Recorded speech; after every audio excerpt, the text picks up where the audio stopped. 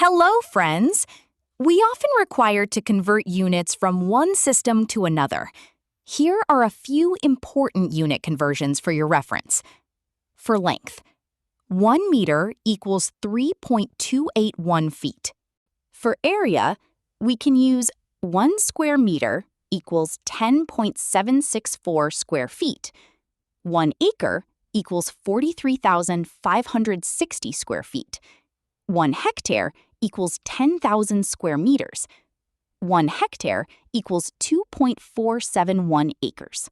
For volume, we can do 1 milliliter equals 1 cubic centimeter. 1 liter equals 1,000 milliliters, or 1,000 cc. Temperature. Temperature conversion between Fahrenheit and Celsius is a bit more complicated. 0 degrees C equals 32 degrees Fahrenheit, and Fahrenheit equals 9/5 times Celsius plus 32, and Celsius equals 5/9 times Fahrenheit minus 32. For example, 25 degrees Celsius is 77 degrees Fahrenheit.